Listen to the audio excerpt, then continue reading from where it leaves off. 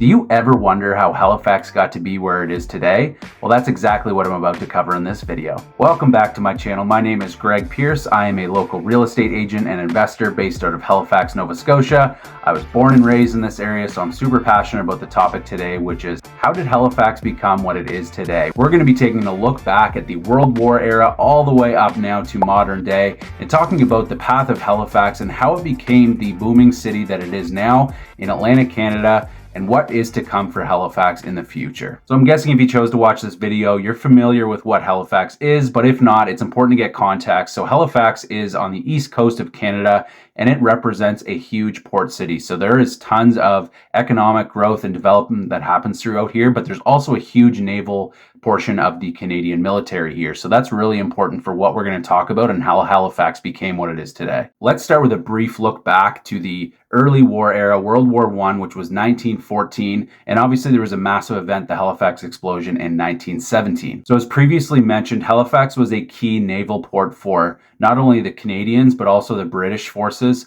And this was a huge destination point or a launching point for them to venture overseas. So this became a hub for a lot of sailors coming in and pouring economy and activity and excitement into the city. So if you were running a business in Halifax, or you're an entrepreneur or a vendor, this was great news, as you had a whole bunch of new military people coming into the area due to World War I. And this drove a lot of dollars in and out of the hands of Haligonians, which was a great boost for the economy. So as mentioned, 3 years later in 1917, the Halifax explosion happened. This was extremely tragic. And what happened was two boats collided in the Halifax port. One was carrying a large portion of ammunitions, and it set off the largest man-made explosion prior to the atomic bomb. Now, obviously the effects were massive. Tons of homes were flattened. There were lives lost.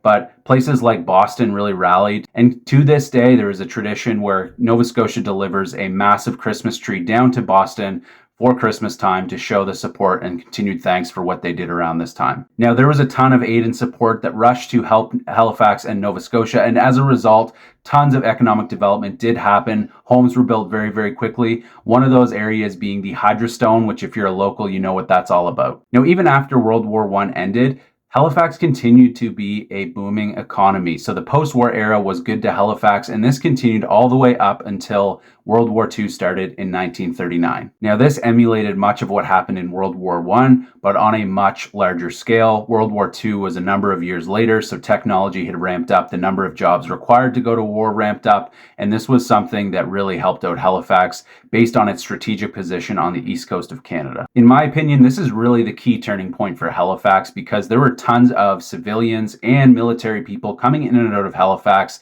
and there was a lot of development happening around this time. And a lot of the infrastructure that we get to appreciate today happened around this era, and we are so thankful for that and all of our servicemen and women that went to war for us. Now, a bit of a side note, but Halifax was a very fun place to be during this era between World War I and World War II. There was a ton of activity. There was a lot of young folk in the military that were coming and staying and drinking at night and partying through the night, and this created a really fun, lively environment that a lot of people reflect back on in tons of historical books as Halifax being the place to be. Now, if you're familiar with what Halifax is today, this is not so far from the truth of the past, because there is tons of bars, restaurants, and activity happening in Halifax, especially for a city its size. We're often referenced for having the most bars per capita in all of North America. Halifax continued to be a dominant city on the east coast of Canada and all of Atlantic Canada, and that remains the same way today. However, after the war and leading up to modern day, there wasn't a lot of boom in economy or growth in population. However, the last few years, that's definitely changed. All right, now this isn't a history channel, it is a real estate channel, so we are going to talk about home prices and how that was impacted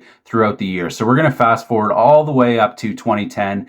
And the average home price in Halifax was $238,000. Now, depending where you're watching this from, that might seem like a lot of money, that might seem like a little bit of money, or that just might seem right. And the truth is, that would be an absolute steal today. You cannot find much for $238,000 anymore. You'd be lucky to find a condo, and most likely you're looking at a mini home or possibly just a piece of land. Now, fast forwarding all the way to present day in January 2024, our average home price is well above $550,000 in the Halifax area. So those home prices in a matter of 14 years have more than doubled, and it has created a lot of pressure on the local population to find places to live and it is driving some people out of the city further out to the outskirts, which I know is a common factor of growing cities. Having said that, it has become very tough on locals, and as a result, many out-of-province buyers have come in to buy up these lower-priced properties compared to where they currently live in places like Toronto and Vancouver. Now, the peak of this definitely happened during the peak of COVID, which was absolutely unanticipated.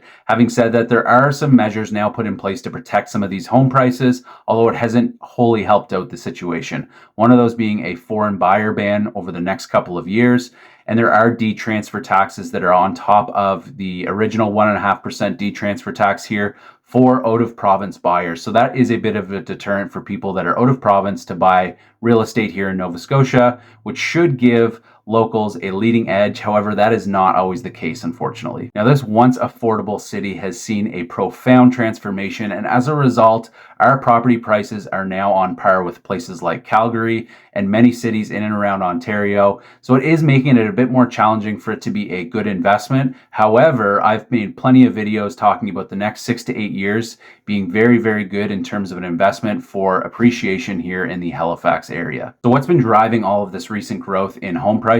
The truth is, it really boils down to supply and demand. Now, on the 2021 population census for Halifax, we were at about 459,000 people. A year later, 480,000. And now, present day, we are over that 500,000 mark threshold. Now, what is causing all of this? Well, number one, we've never been a great interprovincial net migration, meaning there would be more people leaving Nova Scotia than we would be getting in from other provinces. That has changed in recent history, causing a large influx of out-of-province residents coming to live in Nova Scotia. Number two, it is no surprise that the Trudeau government has been driving immigration into Canada, with roughly 500,000 people coming into the country every year, and obviously a significant portion of that is going to remain here in Halifax. And then on the supply side, now this is not unique to Halifax or Nova Scotia or even all of Canada. The reality is this is happening everywhere. There is a massive housing shortage. We are still years away from catching up even with our current population, and we are still anticipated to grow. There are ambitions to have our population of Halifax grow to 1 million people by 2060, which is really not that far away when you think about doubling your population. Yes, the Trudeau government has been passing legislation and putting in incentives for builders to help grow and develop more housing for their respective cities and municipalities. However, this is not enough, and it's not going to see the fruits of its labor until probably 7 or 8 years away. So when you have a driving population that's continually growing and a very low supply, you're going to create a massive offset of a lot of buyers, minimal inventory, and that is always going to drive the prices up. That is why, to my previous point, I do not think that Halifax is capped out, or do I feel like there's going to be a bubble burst here in Halifax, because there is still such a supply and demand issue. People always need places to live, and as long as the population continues to grow, there's going to continue to be a need for housing,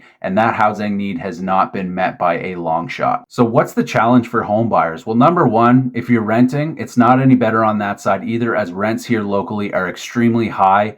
However, on the buy side, you need 5% minimum down for a down payment, and that is going to cost you about $28,000 based on the average price of homes. On top of that, there's an additional 2 to 3% of closing costs. So there's a large portion of money that needs to come out of pocket in order for you to even enter into this housing market. Couple that with the high interest rates right now. Yes, they are projected to come down in the coming years. However, this is still a challenging time to get into the market as a home buyer. Now, I will add there are a number of incentives and programs out there right now to help first-time home buyers here in Nova Scotia, which is absolutely phenomenal. And if you are one of those, I would love to chat with you. Now, if you're a seller and asking yourself, when is the perfect time to sell? It's really about your personal situation. I don't think in the next 4 or 5 years there's going to be a bad time to sell. Yes, in hindsight, you can always look back and think, well, we should have waited. But at that time and moment in time, it made the most sense for you to do what you did in that moment, so you can't have those regrets looking back. So obviously, I've talked about the trials and tribulations of getting into the Halifax market. So let's talk about navigating it. Number one, don't let the media dictate your moves. Do your own research. Talk to experts like myself so that you can get the best plan of attack moving forward on how you're going to get yourself in the market. Don't think of it as a purchase.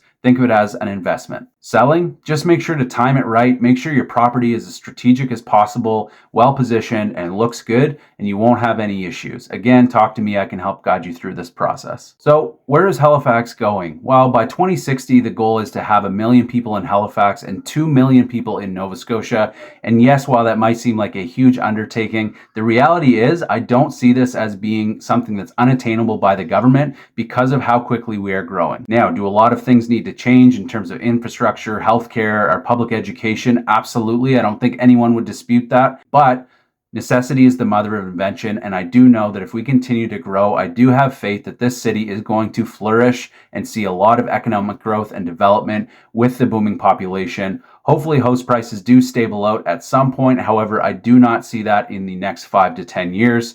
So stay tuned for all that information as you follow along with my journey, and I keep you informed on all things real estate here in Halifax. And before I get to my top 3 predictions for where Halifax is headed, please like, subscribe, and hit that notification icon as it truly helps my channel. All right, now here's my top 3 predictions of where Halifax is headed. And I'm not talking about all these boring statistics. I want to talk about some fun predictions. Number 1, I do expect that we will have a CFL or Canadian Football League franchise here in the next 20 to 25 years. Number 2, I do expect Nova Scotia and Halifax particularly to be a top tourist destination for all of North America. And my third prediction is that we will continue to be the best place to live in all of the world. And if you have any questions about what it's like to live here, obviously I'm a little bit biased, but I absolutely love it here. I love everything that's happening here in Halifax with all of the development that we've talked about, dating back to World War I, all the way to where we are today, and everything in between. Halifax is a wonderful spot. It is scenic. It is beautiful. I have plenty of videos talking about